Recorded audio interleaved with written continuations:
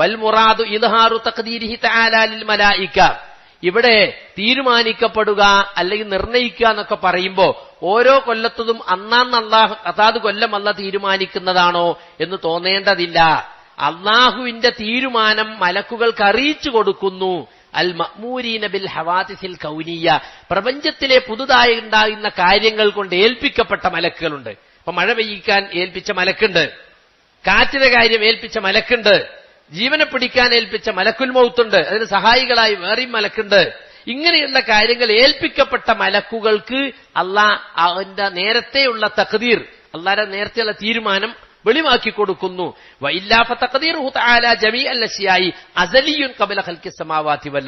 എന്നാൽ അതല്ലെങ്കിൽ പിന്നെ അള്ളാന്റെ തഖ്ദീർ അത് ആകാശഭൂമികളെ സൃഷ്ടിക്കുന്നതിന് മുമ്പ് എത്രയോ മുമ്പ് തീരുമാനിക്കപ്പെട്ട കാര്യമാണ്. ആരൊക്കെ എപ്പം മരിക്കും അത് പണ്ടേ രേഖപ്പെടുത്തിയ കാര്യമാണ്.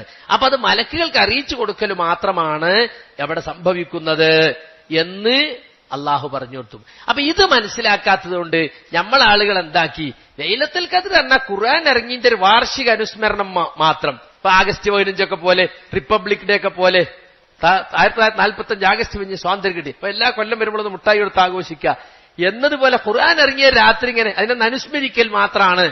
അങ്ങനെ ലൈലത്തുൽ ഖദ്റിനെ ആളുകൾ മനസ്സിലാക്കി.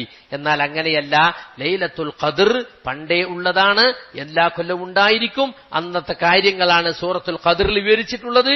അത് എല്ലാ കൊല്ലവും സംഭവിക്കുന്നതാണ്. അന്ന് നമ്മുടെ ഇബാദത്ത് ഒത്തുവന്നാൽ നമുക്ക് 1000 മാസത്തെക്കാൾ അമൽ ചെയ്ത പുണ്യം കിട്ടും. മൻ ഖാമ ലൈലത്തുൽ ഖദ്രി ഈമാനൻ വഹ്തിസാബ, ലൈലത്തുൽ ഖദ്റിന് ആരെങ്കിലും വിശ്വാസത്തോടും പ്രതിഫലം ആഗ്രഹിച്ചുകൊണ്ടും രാത്രി നമസ്കരിച്ചാൽ അവന്റെ കഴിഞ്ഞകാല പാപങ്ങൾ പൊറുക്കപ്പെടും.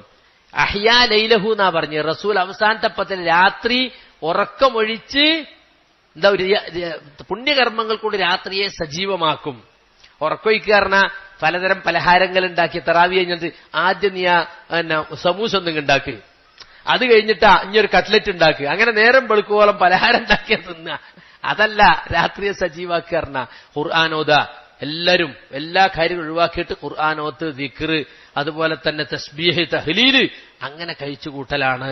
അതാണ് രാത്രി. അത് രാത്രി മുഴുവൻ ഉറക്കമൊഴിക്കാത്തതിന് അർത്ഥമില്ലെന്നും രാത്രിയുടെ പകുതിയിലധികം അല്ലെങ്കിൽ 2/3 കുറച്ച് ബാക്കി കുറച്ച് മാത്രം ഉറങ്ങുക എന്നാണ് അതിന്റെ അർത്ഥമെന്നും ഉലമാക്കൾ വിശദീകരിച്ചിട്ടുണ്ട്. കാരണം ആയിഷ റളിയല്ലാഹു അൻഹ പറഞ്ഞിട്ടുണ്ട്, സുബഹി വരെ ഒട്ടും ഉറങ്ങാതെ റസൂൽ നിസ്കരിച്ച് ഞാൻ കണ്ടിട്ടില്ല എന്ന് ആയിഷ റളിയല്ലാഹു അൻഹ പറഞ്ഞിട്ടുണ്ട്. അപ്പൊ രാത്രി സജീവാക്കുക എന്ന് പറഞ്ഞുകൊണ്ട് ഉദ്ദേശം അതാണ്.